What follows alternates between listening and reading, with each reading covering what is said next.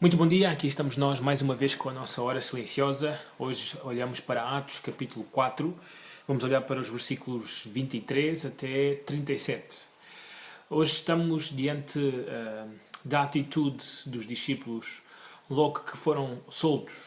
O que é que eles fizeram? Não podemos perder aquilo que está acontecendo na vida deles. Eles são homens cheios do Espírito Santo.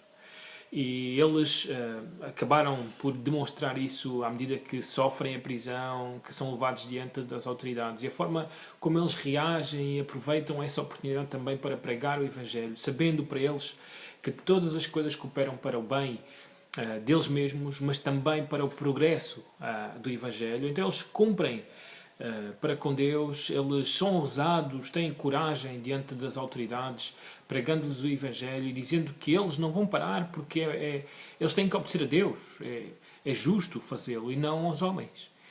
Então eles são soltos debaixo de ameaças e vemos agora a continuação dessa vida controlada pelo Espírito.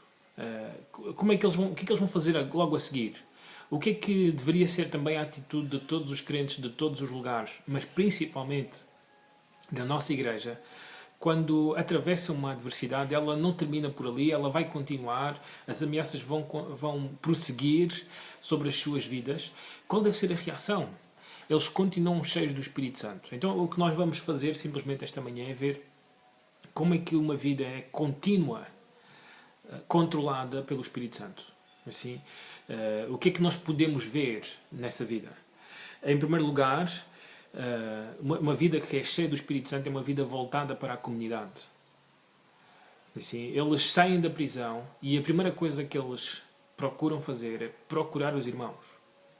Esta noção de comunidade, esta noção de família, esta noção do que é verdadeiramente a igreja, fez com que estas pessoas não fossem para casa descansar, porque estavam muito cansados depois de terem sofrido a prisão, de terem passado por grandes dificuldades. Não fez com que eles dissessem, olha, não vamos mais fazer isto porque isto começa a ser muito perigoso para nós. Não, eles rapidamente procuram a sua comunidade, a sua família espiritual.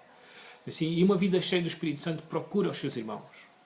Assim, procura a sua comunidade, procura estar perto daqueles que o Senhor tem salvo, tem colocado na família de Deus.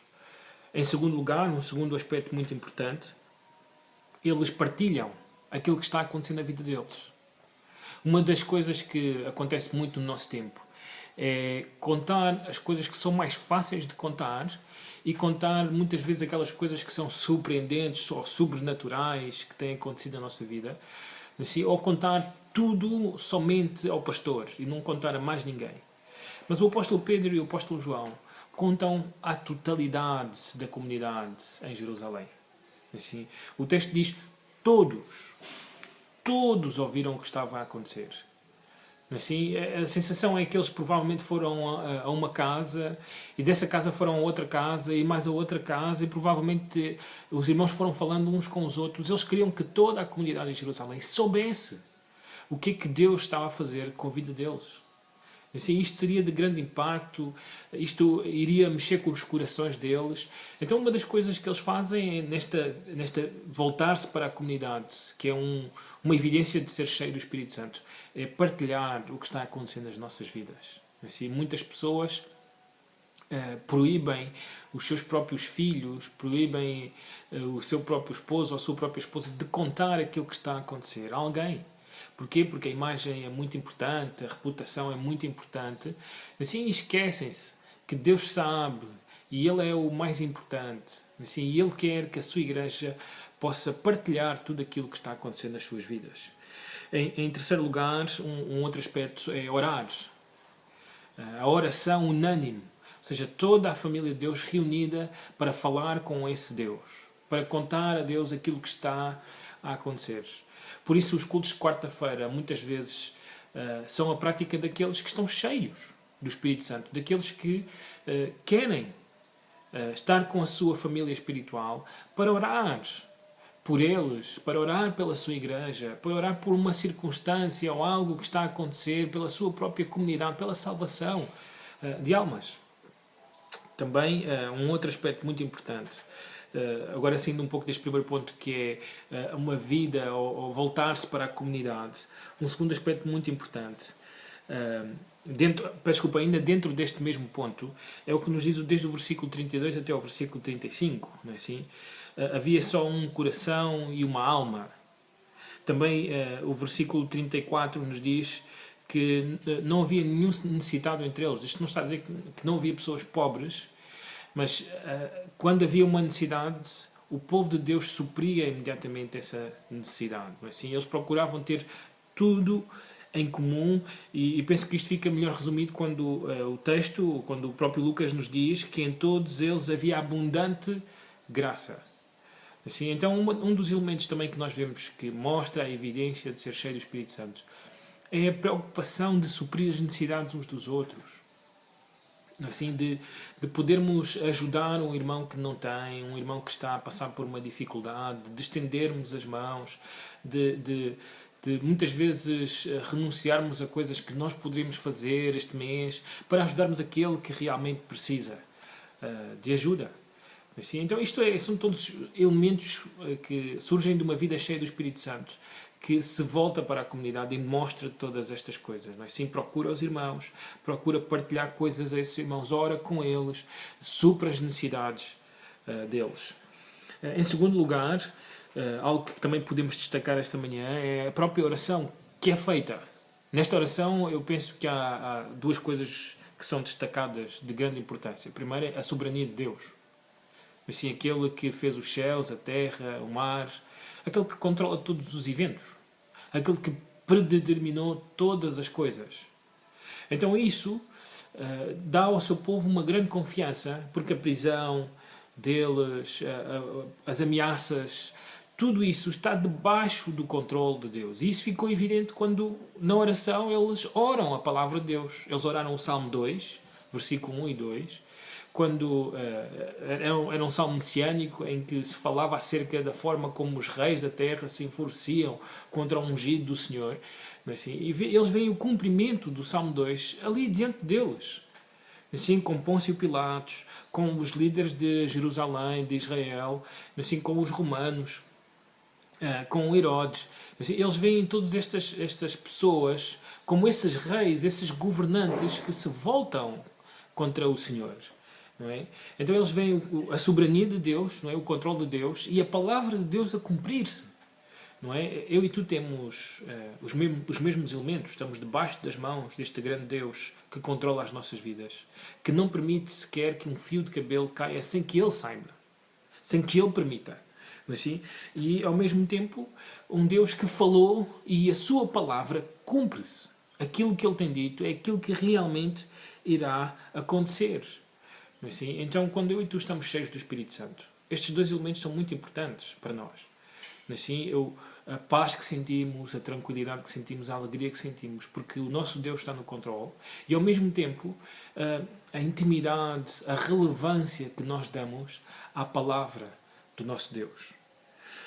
O texto da história continua e um outro elemento que eu considero muito importante, que deriva de ser cheio do Espírito Santo, é o grande poder que Deus mostra quando isso está a acontecer.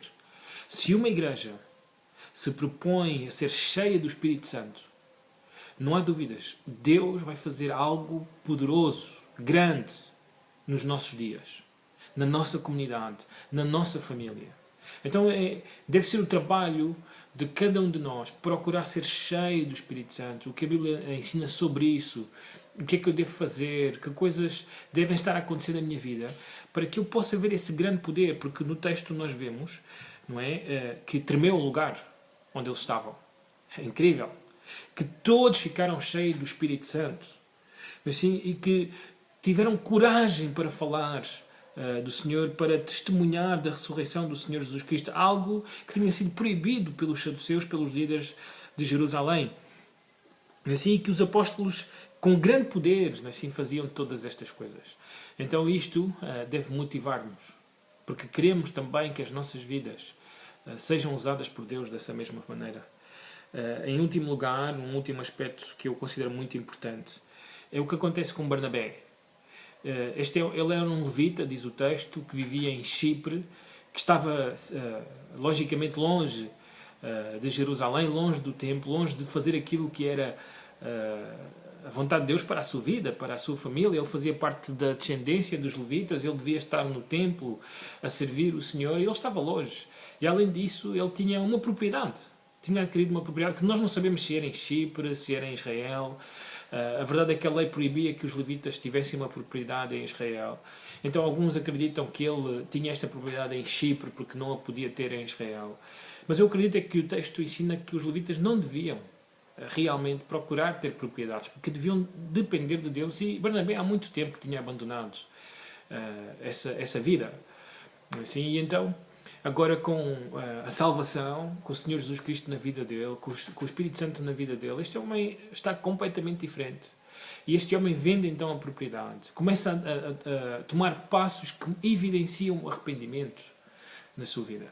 Hoje em dia nós vivemos tempos no cristianismo conturbados, onde é necessário dar uma resposta às pessoas sobre a salvação delas. Não é? Vivemos tempos em que as pessoas, falando em amor, dizem: eu não sou ninguém para julgar quem é salvo e quem não é salvo, que eu não tenho, que eu não sou Deus para saber isso, que eu não posso, que essa não é a minha função. Assim, muitas vezes é este o argumento que as pessoas usam. Mas o que as pessoas esquecem é que a Bíblia ensina que nós devemos reprovar, que nós devemos repreender, que nós devemos discernir, que realmente nós devemos julgar quem é e quem não é, que nós devemos examinar. E é muito importante, assim, dizer às pessoas se elas realmente estão a mostrar evidências de salvação. Este Barnabé mostra que, com tudo o que está a acontecer, com o trabalho que o Espírito Santo está a realizar na igreja de Jerusalém, assim, ele está a mostrar evidências de arrependimento, de mudança de vida.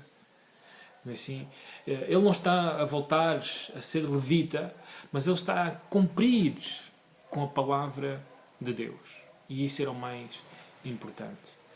Então, nesta manhã, que estes elementos sejam parte também da tua vida, da minha vida, assim, à medida que procuramos ser cheios do Espírito Santo. Que Deus os abençoe. Bom dia.